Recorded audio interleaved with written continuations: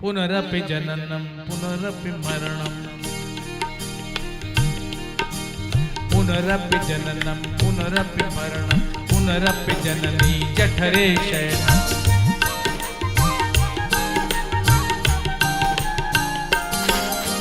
पुनरपि जननम पुनरपि मरणम, पुनरपि जननी जठरे शयनम।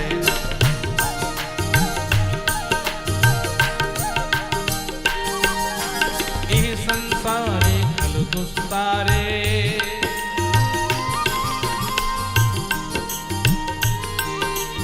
इह संसारे खलु दुस्तारे, कृपया पारे पाहि मुरारे। इह संसारे खलु दुस्तारे, कृपया पारे पाहि मुरारे।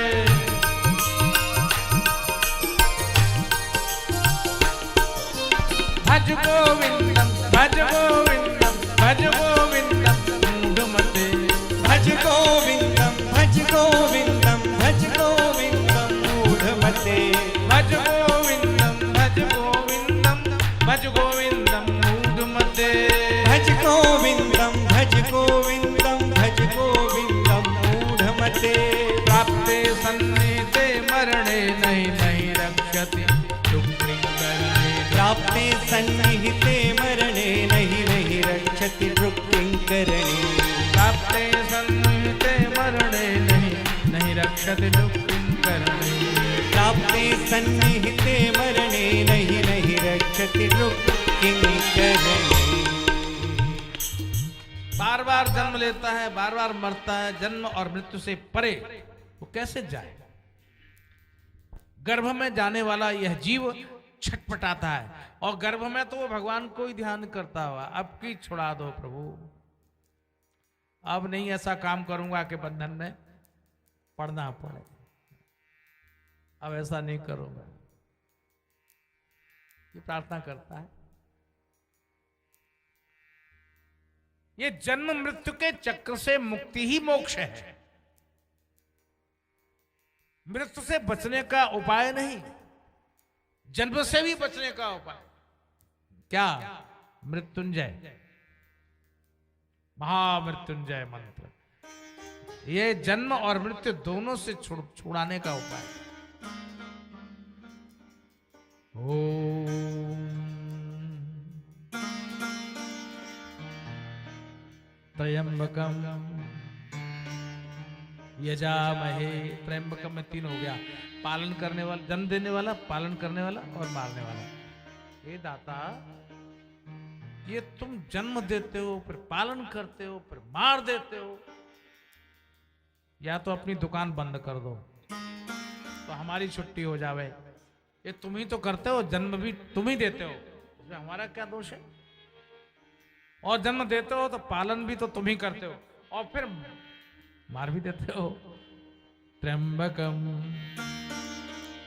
हम उन्हीं का यजन करते हैं, उन्हीं का ध्यान। सुगंधिम पुष्टिवर्धनम, ये हम बता चुके हैं आप। ये महामृत्युंजय मंत्र मुक्ति का मंत्र है, मोक्ष का मंत्र है। इसी तरह यजुर्वेद का एक मंत्र शिव पुराण में ज्यों की त्यों लाकर रख दिया।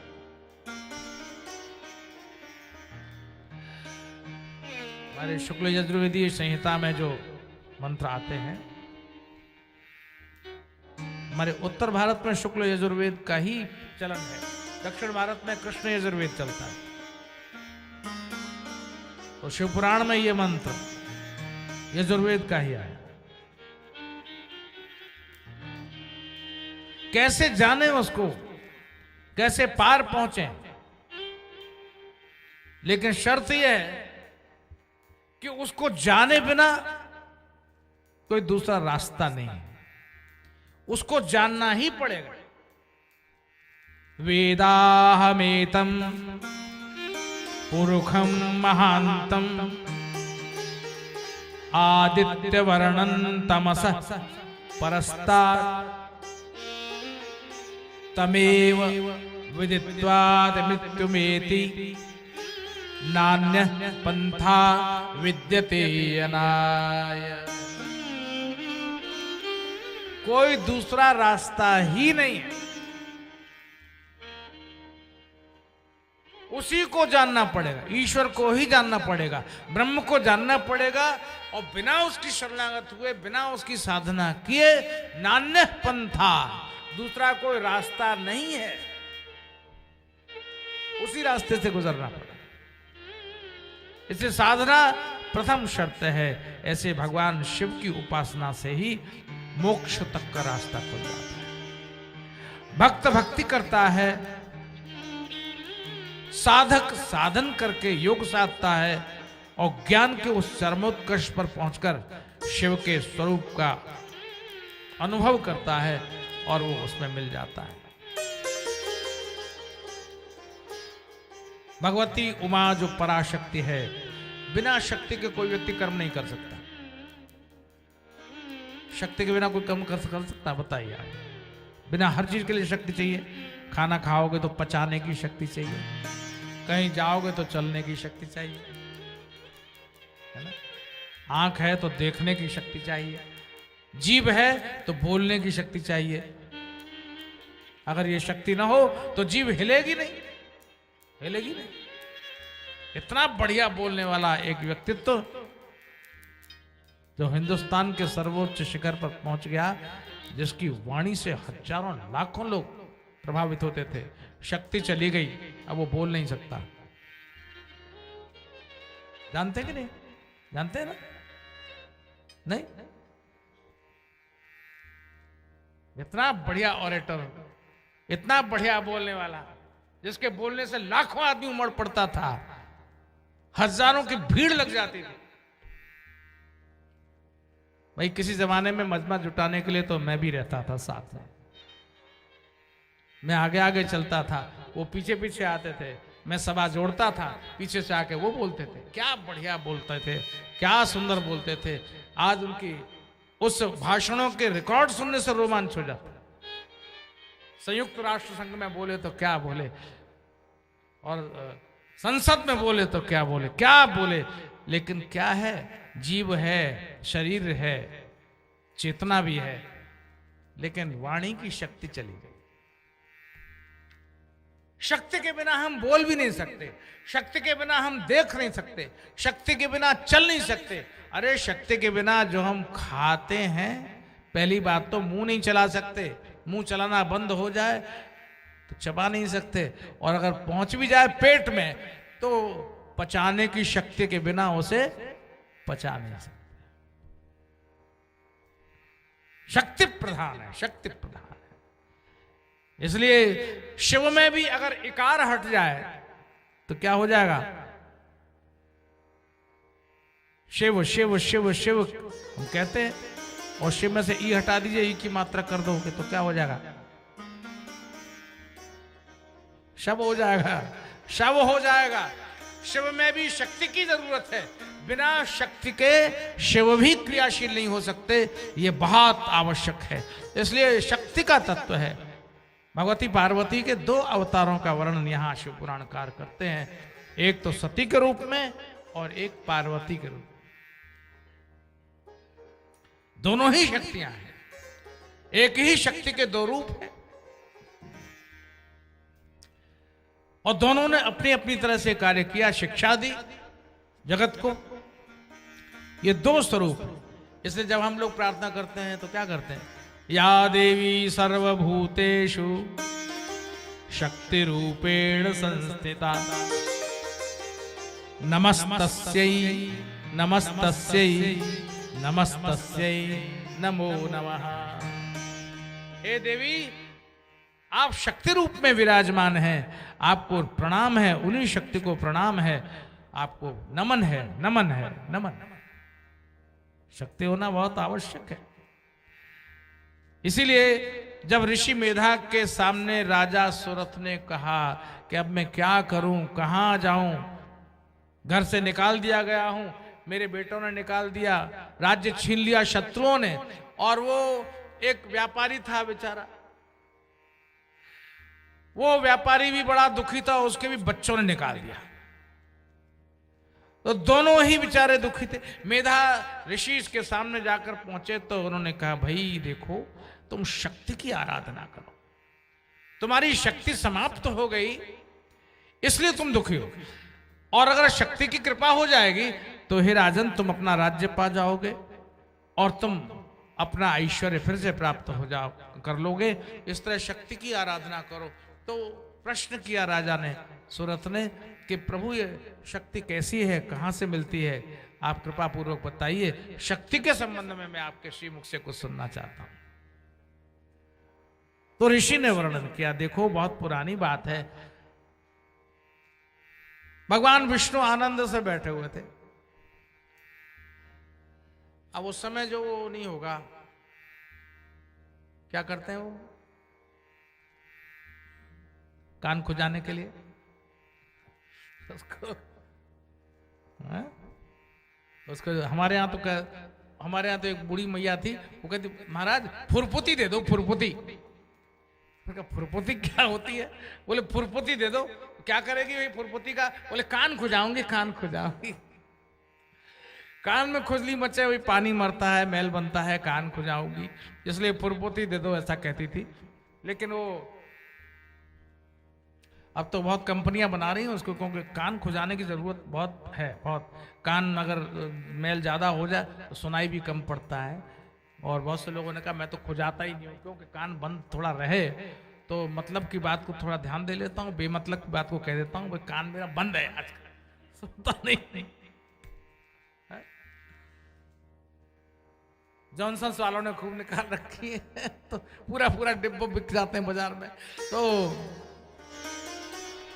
भगवान विष्णु बैठे हुए थे आनंद से, शेषशाही नारायण आनंद से विराजमान थे। अब विराजमान थे, शीर सिंधु होता है और उसी पर शैया होती है, भगवान विराजमान रहते हैं। और जहाँ समुद्र का किनारा होता है वहीं जो है ऐसी हवा चलती है कि बिना कोशिश किए ही कान में थोड़ा सा हो जाता है। तो जो सिंधु में ही रहता हो उसकी तो बात ही क्या है। तो भगवान नारायण के कान में थोड़ी सी खुजली मची, इसको खुजाया और उसको खुजाया, लेकिन ये क्या, वो ऐसा मैल निकला कि निकलते ही उसमें से दो पुरुष प्रकट हो गए, बड़े भयानक। अरे ये तुम लोग कौन हो? तो कहा एक मधु और एक कैटभ। भगवान विष्णु के कान के मैल से ये मधु कैटभ प्रकट हो गए। मैल निकले समझ लो राक्षस पैदा होने वाले, जैसे खुजा के साफ ही रखा करो, पता नहीं ज्यादा जमा हो जाएगा तो असुर पैदा हो जाएंगे, और किसके कान में से कौन पैदा हो जाए कोई ठिकाना नहीं है। मधु कैटभ अति दुष्ट असुर उत्पन्न हुए। अब उनका वध कैसे? ब्रह्मा जी ने देवी की उपासना की, प्रार्थना की, स्तुति की। क्या करें, जब तक शक्ति की उपासना नहीं होगी तब तक मधु कैटभ को मारा नहीं जा सकता। और इसने भी वरदान मांग रखे थे, न धरती पर मरूं न आकाश में मरूं, मैं जल में न मरूं। अजीब हाल है वरदान मांगने वालों का, ऐसे वरदान मांग रखे थे। क्या करें? उस समय मधु कैटभ के साथ, दोनों के साथ भगवान विष्णु का भारी युद्ध हुआ और भगवती देवी महाशक्ति ने प्रसन्न होकर के यह समस्या का समाधान किया। भगवान शिव ने भगवान विष्णु को एक चक्र दे दिया था। ये भगवान विष्णु के पास सारी चीजें उधार ली हुई हैं। हाँ, ये जो धनुष तोड़ा ना राम जी ने, वो भी शंकर जी का ही था। त्रिपुरारी का जब वध किया, त्रिपुर का वध किया और भगवान शंकर त्रिपुरारी कहलाए, तो वो धनुष भी शंकर जी का ही तो था। और शिव जी ने एक चक्र दे दिया, तो ये चक्र ले लो, इस चक्र का उपयोग कर लेना। तो वो सुदर्शन चक्र जो भगवान विष्णु के पास में है, जिसके लिए वो सुदर्शन चक्रधारी कहलाते हैं, वो उधार का लिया हुआ शंकर जी ने दिया है, तब वो उस चक्र का प्रयोग कर, तो अपनी जंघाओं पर लेटा दिया मधु कैटभ को, और भगवान विष्णु ने मधु कैटभ का उद्धार कर दिया। बोलिए मधु कैटभारी की जय। भगवान मधु कैटभारी कहलाए। मधु कैटभ के अरि शत्रु कहलाए। ऐसे भगवान विष्णु भी भगवती देवी की प्रार्थना करते हैं, प्रार्थना करते हैं। मधुकैटभ को मोहित कर दिया भगवान ने, भगवान काली ने, भगवती देवी भवानी ने मोहित कर दिया और भगवान विष्णु ने उसका उद्धार कर दिया। दीन हो गए थे देवता, हाथ जोड़कर माता के सामने जा पहुंचे। मां जब भद्रकाली प्रकट हो गई अष्टभुजा देवी के रूप में, तो उसने पूछा क्या चाहते हो, क्या चाहते हो? तो ब्रह्मा जी सबसे बूढ़े थे, तो ब्रह्मा जी ने कहा क्या कहूं क्या हूं असहाय क्या चाहता हूं,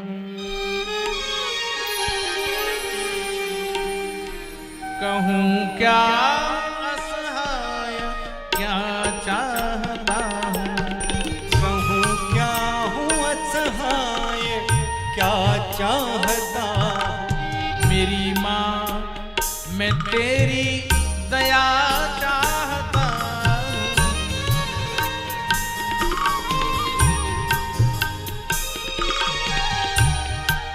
कहूं क्या हूं असहाय क्या चाहता हूं, कहूँ क्या हूँ असहाय क्या चाहता हूँ। मेरी माँ मैं तेरी दया चाहता हूं, मेरी माँ मैं तेरी दया चाहता हूँ।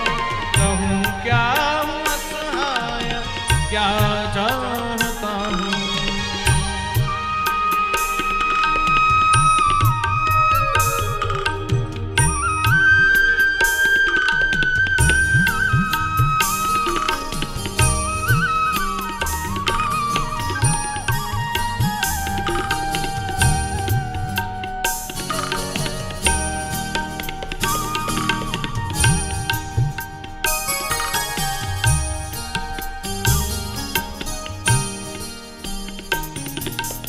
सभी ने हमें हाय ठुकरा दिया है, सभी ने हमें हाय ठुकरा दिया है। सभी ने हमें हाय ठुकरा दिया है, सभी ने हमें हाय ठुकरा दिया है। मैं तेरे सहारे जिया चाहता हूँ, मैं तेरे सहारे जिया चाहता हूँ। मैं तेरे सहारे जिया चाहता हूँ। मैं तेरे सहारे जिया चाहता हूँ। मेरी माँ मैं तेरी दया चाहता हूँ।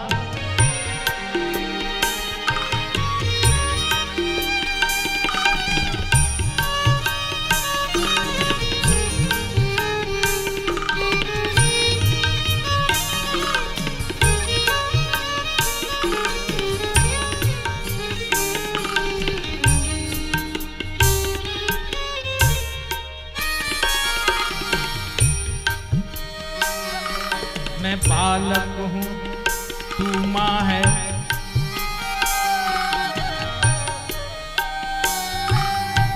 मैं बालक हूँ तू माँ है, बस एक बल पर।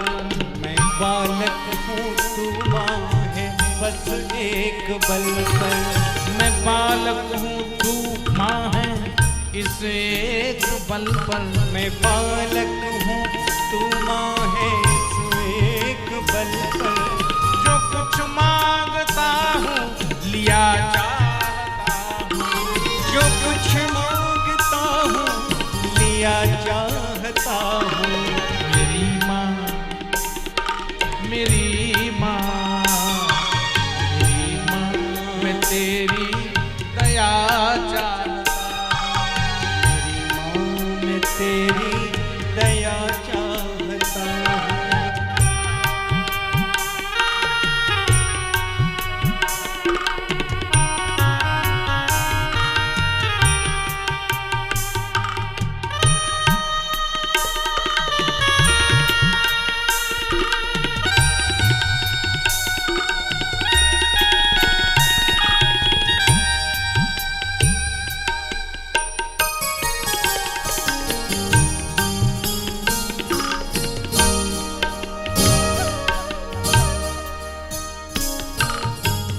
चढ़ाता हूँ दृगबिंदु,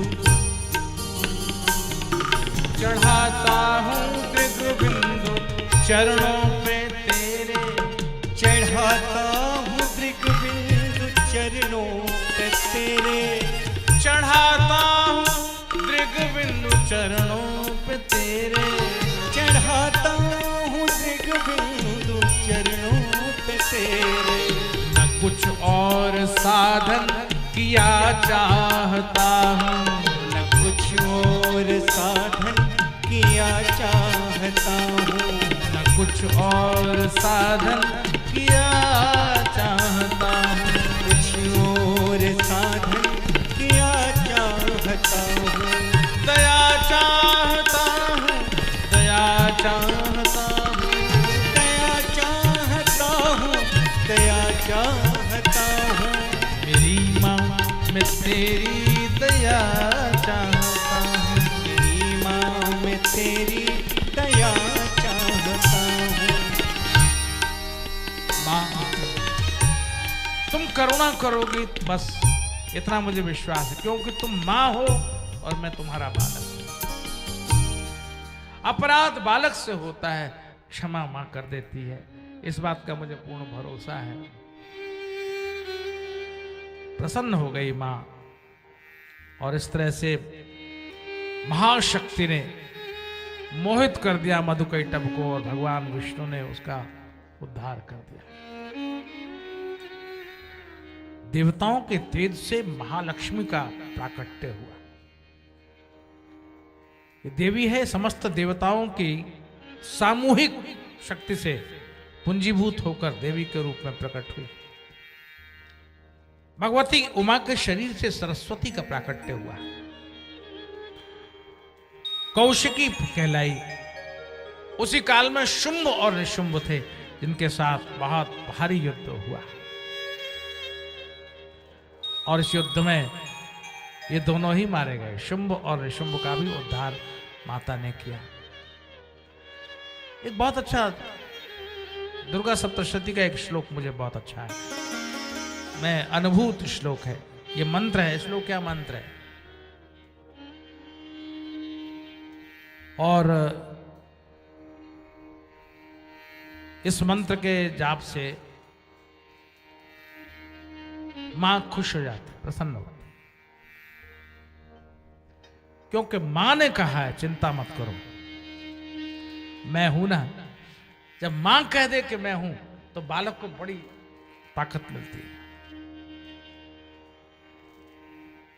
वो कहती चिंता मत करो, सारे यश ऐश्वर्य धन संपत्ति पुत्र पौत्रादिक इन सब की रक्षा मैं करूंगा, इन सब की रक्षा मैं करूंगी। ये मां कहती है, देवी कहती है, दुर्गा कहती है।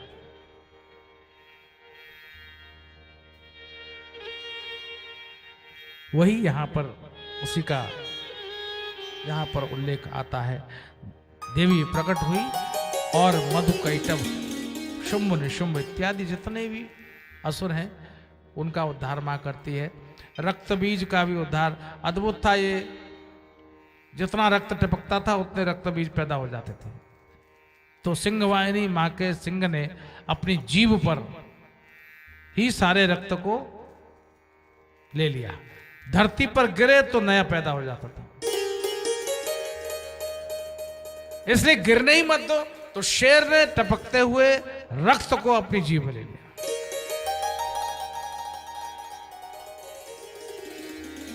एक तो मां से प्रार्थना करनी चाहिए, सर्व मंगल मांगल्ये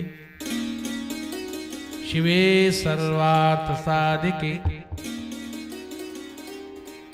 शरण्ये त्र्यंबके गौरी नारायण नमोस्तुते।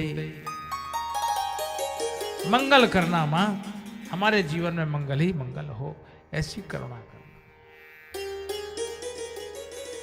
और मां अपने संरक्षण में जीव को ले लेती है, यही मां की विशिष्टता है। सनत कुमार जी क्रिया योग का वर्णन करते हैं व्यास जी महाराज से। व्यास जी और सनत कुमार जी आमने सामने हैं, सूत जी इस चर्चा को कर रहे हैं।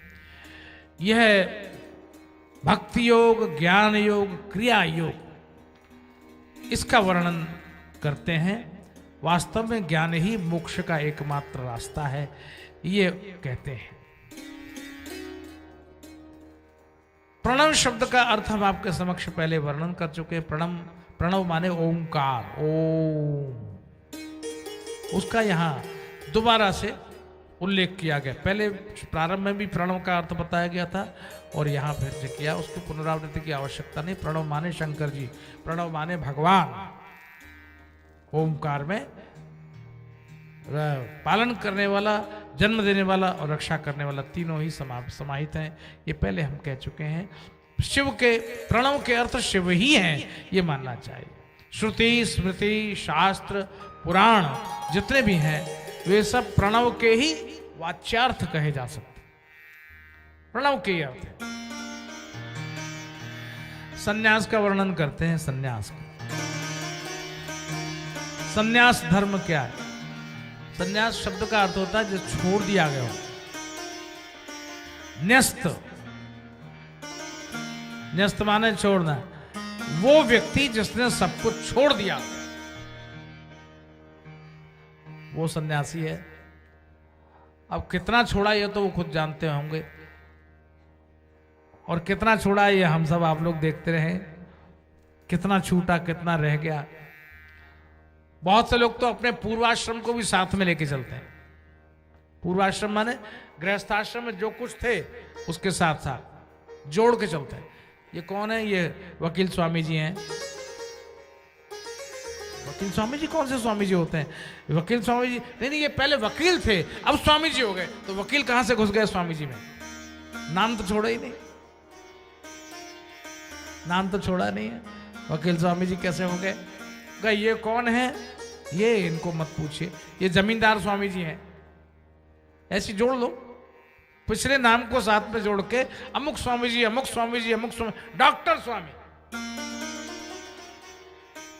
भाई बुरा मत मानना, कोई हो, किसी के गुरु जी हो या कुछ हो, मैं उन व्यक्तिगत कोई कुछ नहीं कह रहा हूं। मैं तो एक बात की बात कर रहा हूं। अरे जब सब कुछ छोड़ दिया तो ये डॉक्टर की डिग्री संग में लिए क्यों घूमे?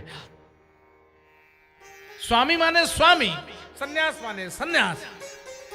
इसलिए कभी भी साधु की, महात्मा की जाति पाति, धर्म और पूर्व का उसका जीवन नहीं पूछना चाहिए, क्योंकि वो सब कुछ छोड़ चुका है।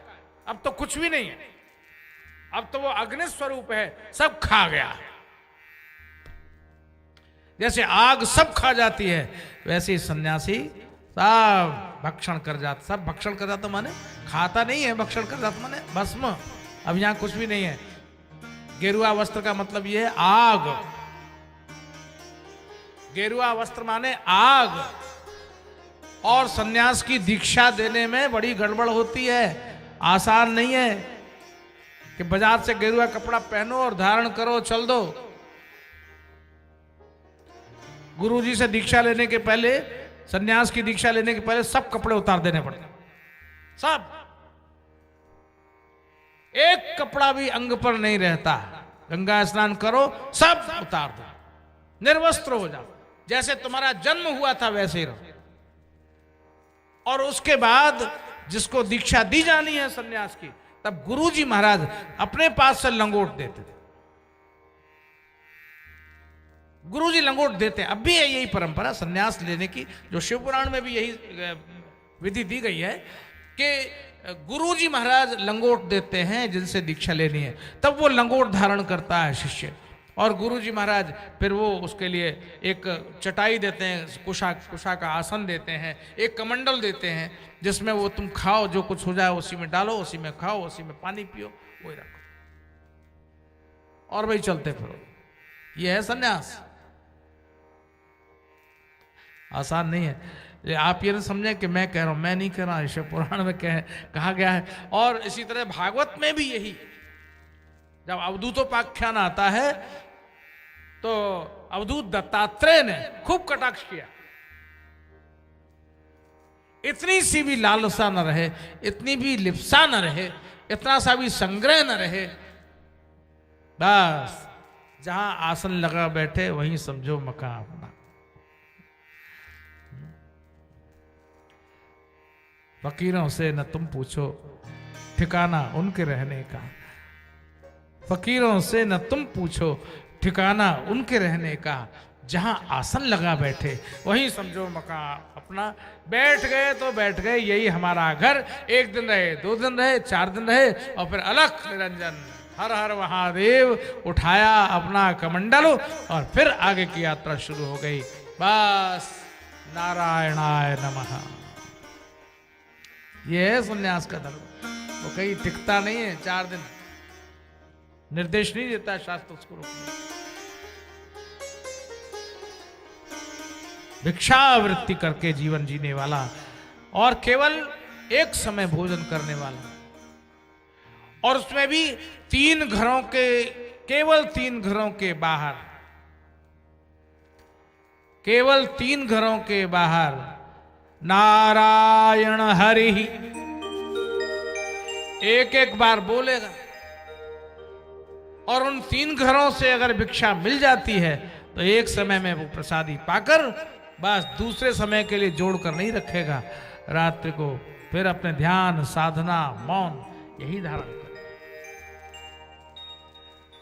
चौथे घर में भिक्षा मांगने का निर्देश नहीं है शास्त्र का, केवल 3 घरों से मांगकर। इस तरह संन्यास धर्म की बात यहां कही गई है। भगवान शिव के जितने अनुयायी हैं और जो शिव के मार्ग पर चलना चाहते हैं उनके लिए कुछ और बातें हैं। जिसके पास अपने संग्रह को कुछ नहीं है वो दान देना चाहे तो क्या दान करे। भाई सबसे बड़ा दान बताया गया, शिव पुराणकार कह रहे हैं, वो कहते सबसे बड़ा दान है पानी का दान। जल दान करे। और जल में तो कोई खर्चा होता नहीं, लेकिन कहीं जब होता नहीं है तो जल की कीमत हो जाती है। वैसे तो खरीदनी पड़ती है बोतल, 15 रुपए की मिल रही है, और कहीं एयरपोर्ट में घुस गए तो 60 रुपए से कम की तो मिलेगी नहीं। वो ज्यादा जितना लगा लेगा उसकी मर्जी है, वहां 60-70 रुपया ले लेगा वो एक पानी की बोतल का। लो बिकता है। तो शायद सोचा होगा शिव पुराणकार ने भविष्य में जाकर के पानी बोतल में घुस जाएगा तो वही पानी का ही दान करो। लोग प्यासे हो उनको जल पिलाओ। इसलिए पानीय दानम परमम, पानीय दानम परमम दानानाम उत्तमम सदा। जो जल का दान है वो सबसे उत्तम कहा गया। क्यों लगाते हैं प्याऊ? अब प्याऊ का महत्व तो कम हो गया। क्यों? हर घर में आरओ लग गया। अरे भाई जीवाणु है, अरे कहीं वायरल हो जाएगा, कहीं वैसा नहीं हो। और घर में कोई नया मेहमान आता है वो कहता है आपके यहाँ आरओ लगाया कि नहीं लगाया? बोले आरओ तो नहीं है। तो भाई ऐसा है कि एक बोतल मंगा लीजिए, वही पिएंगे। ऐसा पानी नहीं पिएंगे। पानी प्याऊ का महत्व तो कम हो रहा है। नहीं तो प्याऊ लगती थी, मीठी प्याऊ लगाते हैं लोग, बहुत से लोग। सामान्यतः तो जो साधारण लोग हैं वो तो वही पानी पीते हैं, लेकिन जो थोड़े से विशिष्ट जीवन शैली के आदी हो गए हैं उनको तो आरओ वाटर ही चाहिए। तो पानीय दानम, जलदान करिए। महाराज शंकर जी पर जल चढ़ाने ले जा रहे थे तुकाराम, महाराष्ट्र के संत हुए तुकाराम, शंकर जी पर जल चढ़ाने ले जा रहे थे। और जल भी साधारण नहीं था, गंगा जल था। गंगा जल, जे गंगा जल आन चढ़ाई, वो जल चढ़ाने ले जा रहे थे। और रास्ते में देखा बहुत गर्मी थी और एक गधा लोटपोट हो रहा था। किस लिए? प्यास के मारे। प्यास के मारे गधा लोटपोट हो रहा था, वो शायद मर ही जाता। तुकाराम जी ने सोचा ये तो मर जाएगा, अब क्या करूं? दुविधा हो गई, क्या करूं? गंगा जल को शिवलिंग पर चढ़ाने ले जाऊं या गंगा जल को इसकी प्यास बुझाने के काम में लाऊं? क्या करूं? चिंतामग्न हो गए। एक पल में निश्चय किया, नहीं, पहले मैं इसके प्राण बचाऊंगा। और इसलिए तुकाराम ने उस गधे को पानी पिला दिया, गंगा जल पिला दिया। जैसे गधे को गंगा जल पिलाया, भगवान शंकर प्रकट हो गए। तुकाराम, तेरे इस जल से मैं संतुष्ट हो गया, मैंने इस जल का पान कर। जब घट घट में शिव का वास है तो चाहे वहां तक चढ़ाओ ना चढ़ाओ, लेकिन जिसकी मृत्यु करीब हो और प्यास से मरता हो, अगर वहां जल चढ़ा दिया जाए, उसको पानी दे दिया जाए, तो निश्चित रूप से वो जल सीधा शिव तक पहुंचेगा और दूसरी जगह नहीं जाए। ऐसे जल दान का बहुत महत्व है। प्यासे को जल मिल जाए। रेगिस्तान में लोगों को जल की कीमत पता है। जैसलमेर, बाड़मेर, वहां चले जाइए, अगर धूप पड़ती हो, गर्मी पड़ती हो, ताप होता हो, बड़ा लंबा रास्ता हो और ऊंट पर चले जा रहे हो और पानी की थैली भी चुक गई हो, एक बूंद पानी ना हो, तो प्यास की कीमत वहां लगती है कि अगर थोड़ा सा मिल जाता तो हलक गीला हो जाता। इसलिए पानीय दानम परमम दानानाम उत्तमम सदा सर्वेषां जीव पुंजानां तर्पणम जीवनम स्मृतम। क्या दृष्टि है हमारी। गधे को तुकाराम जल पिला देते हैं तो उसमें भी तो प्राण है। एक साक्षात्कार में मुझसे पूछा गया, क्यों आपका भारतीय धर्म क्या कहता है, सनातन धर्म क्या कहता है, अन्य धर्म उसके मुकाबले में छोटे हैं, और हिंदू धर्म के विषय में आपका क्या विचार है। मैंने कहा, हिंदू नाम का कोई धर्म ही नहीं, माफ करना। कोई व्यक्ति अगर किसी भी पुराण में, किसी भी शास्त्र में हिंदू धर्म शब्द दिखा दे, कहीं नहीं है, दिखा दे कोई हिंदू धर्म। हिंदू तो सभ्यता है, हिंदू सभ्यता है जो सिंधु घाटी से निकली और शाकाहा हो गया। जैसे सप्ताह का हफ्ता हो जाता है, हम लोग कहते हैं एक सप्ताह में होगा, फिर ये भी कहते हैं एक हफ्ते में होगा, तो शाकाहा हो गया और धा का दा हो गया। ये बोली का फर्क है। इसलिए जो सिंधु घाटी में रहने वाले थे, वहां की जो सभ्यता थी भारतवर्ष के लोगों की, हम लोगों का वहीं से निकास, सभ्यता का विकास हुआ। तो सिंधु घाटी की सभ्यता, सिंधु शब्द बिगड़कर हिंदू हो गया। शास्त्र में कहीं नहीं है। शास्त्र में क्या है बता दो। हम कह सकते थे हिंदू भवन्तु सुखिनः, हिंदू संतु निरामया, हिंदू भद्राणि पश्यन्तु मा कश्चित् दुःख भाग भवेत्। ये कह सकते थे, कोई अंतर नहीं होता। लेकिन क्या कहा ऋषियों ने, सर्वे भवन्तु सुखिनः। अब सर्वे की सीमा कहां तक है? सर्वे माने सब, तो सब कहां तक है? बोले सब प्राणी मात्र, जितना भी चैतन्य है वो सब सुखी हो जाए। मैंने आपसे उस दिन भी कहा था, हमारे यहां तो जिसको जड़ वस्तु कहा जाता है उसको भी चैतन्य मानते हैं। क्यों? पीपल देवता है, बरगद देवता है, पृथ्वी देवता है, चंद्रमा देवता है, इन लोगों ने जड़ बना दिया। हमने उसको चैतन्य माना, हमने उसको ईश्वर माना, क्योंकि जो देता है वो देवता होता है। यह ददाति सदैव देवता, जो देता है वो देवता है। चंद्रमा शीतलता देता है, अपनी चंद्र किरणों से औषधि में औषधीय गुण देता है और उससे औषधि बनती है, दवाई बनती है। सूर्य अग्नि देता है, अग्नि तत्व का देवता है। वो अगर सूर्य न तपे तो फिर गेहूं की बालियां कैसे पकेंगी, खेत कैसे पकेंगे? ये देता है, देवता है। आपो देवता, आप है माने पानी, जल देवता है। अगर जल हमें न देता तो देवता कैसे होता? ये सब देवता है, इन सबके प्रति दृष्टि है। तो सबके लिए हमारे ऋषियों ने क्या कहा? सर्वे भवन्तु सुखिनः, सर्वे संतु निरामयाः। तो कहा वो मुसलमान भी, वो ईसाई भी, वो हिब्रू भी, वो यहूदी भी, कौन? बोले सर्वे, वो सब जो चैतन्य है उन सब के लिए कामना करते हैं हमारे भारतीय दर्शन के प्रणेता ऋषिगण। वो कहते हैं सर्वे भवन्तु सुखिनः सर्वे सन्तु निरामयाः, सब निरोगी हो जाएं, सर्वे भद्राणि पश्यन्तु, सबको भद्र देखें, अच्छा देखें, सब भले आदमी हैं, सब अच्छे लोग हैं।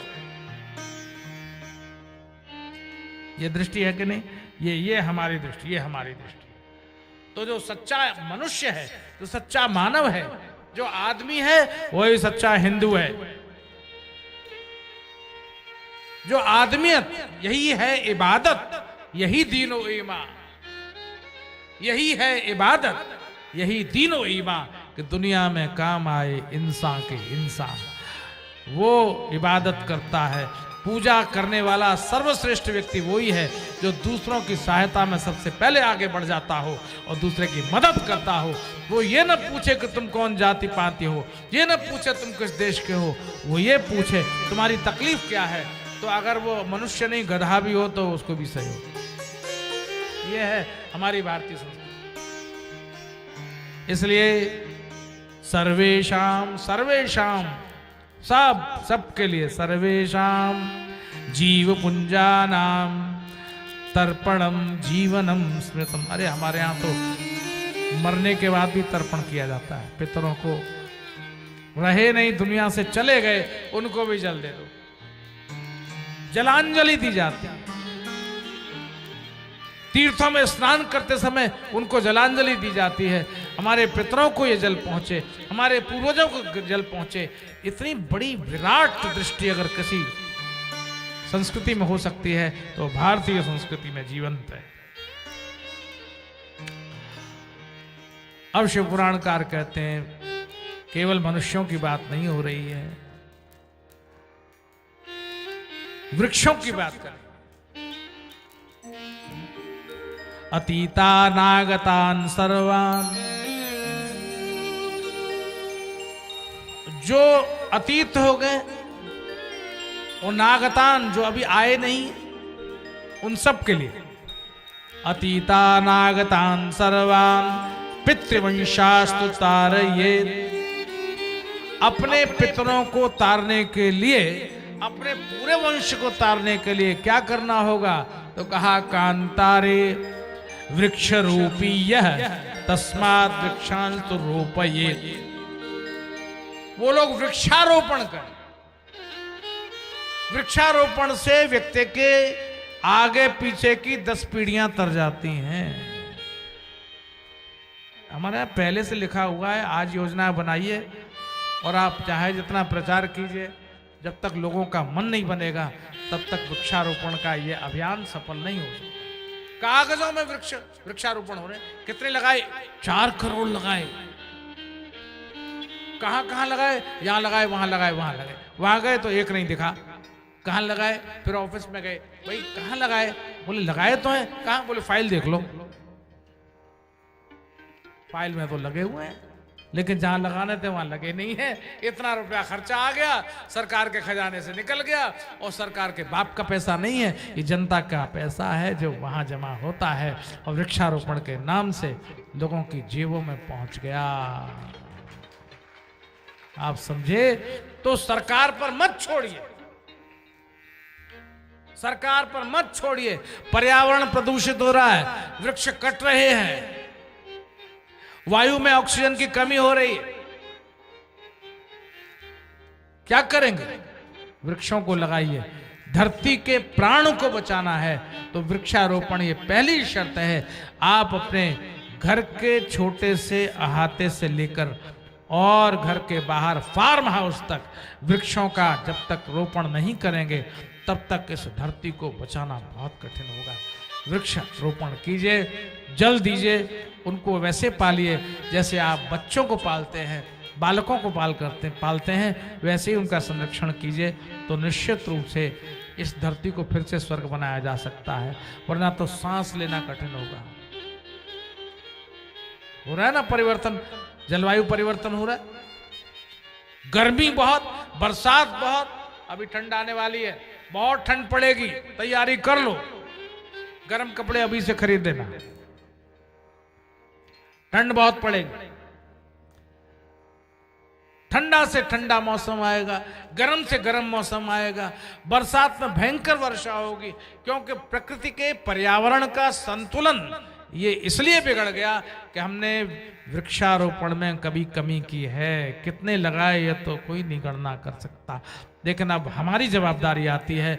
इसलिए मैं पुनः उस दिन भी मैंने आपसे कहा था, हम वृक्षारोपण करके ऐसी जगह वृक्ष लगाएं जहां पर हम जल दे सकें, उसको देखते रह सकें। वृक्षारोपण के लिए पारिजात का वितरण होगा। पारिजात समझते हैं ना, सारी कामनाओं की पूर्ति हो जाएगी। जिस पारिजात के नीचे जल दे करके उसका पोषण करते हुए, खाद मिट्टी डालते हुए और रोज दिया जलाओगे तो जो मांग लोगे, पारिजात स्वर्ग का वृक्ष है, यहाँ का नहीं है। इंद्र देवता खुश हो गए होंगे तो उन्होंने भेजा है, तो ये आपको बांटा जाएगा और वही लोग लें जो उसकी सुरक्षा कर सकते हो, उसका पालन कर सकते हो, अपने बच्चे की तरह से, बड़े लाड़ से। देखो पौधा भी मानता है यार, समझिए, सुख और दुख मानता है। 4 दिन पौधे को आप जल देंगे और 2 मिनट उससे बात भी कर लेंगे, कैसे हो भाई, ठीक ठाक हो, पक्की बात कहता हूं। और 5वें दिन नहीं जाएंगे तो बेचारा मुरझा जाएगा। क्यों? क्योंकि मेरे पालने वाला आज आया नहीं। आप देखें, एक्सपेरिमेंट करके देखें, ये बहुत बिल्कुल सत्य बात है। तो पारिजात वृक्ष आज वितरण होगा, आप लोग जिम्मेदारी के साथ यहां से ले जाएंगे, लेकिन हाँ, वही लोग ले जाएं जो ईमानदारी से उसको लगाएं। और इसलिए लगाएं, आपको जो फल मिले जब मिलेगा, लेकिन आपकी आगे आने वाली पीढ़ी उस वृक्ष का लाभ लेगी और सारे धरती पर पर्यावरण आनंदमय हो जाएगा, भारत की भूमि हरित हो जाएगी। सुजलाम सुफलाम मलयज शीतलाम शस्य श्यामलाम मातरम वंदे मातरम वंदे मातरम वंदे मातरम वंदे मातरम वंदे मातरम वंदे मातरम।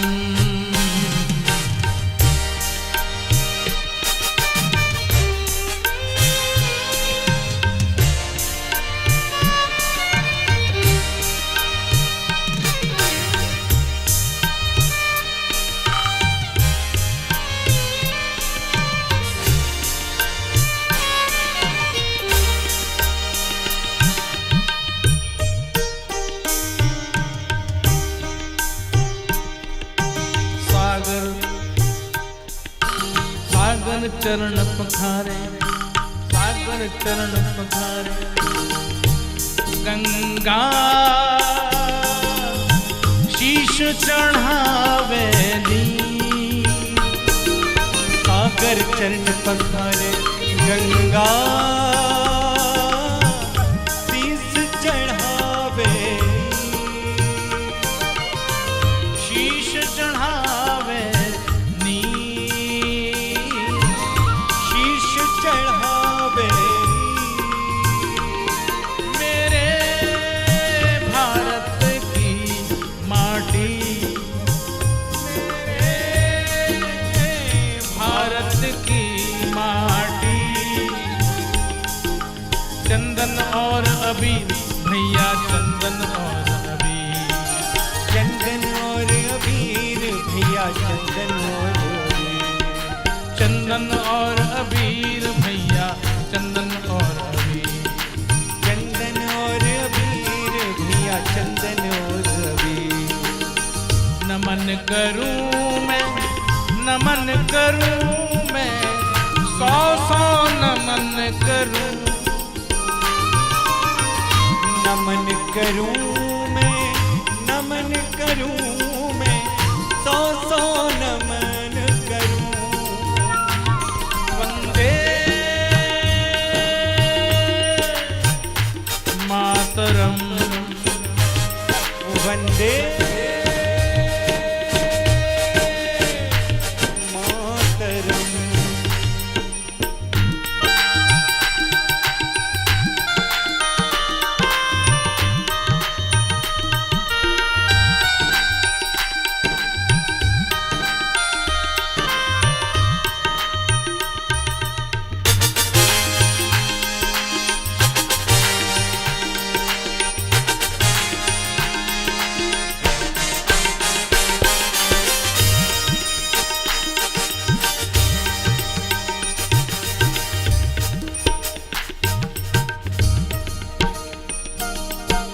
सुजलां सुफलां मलयज शीतलां,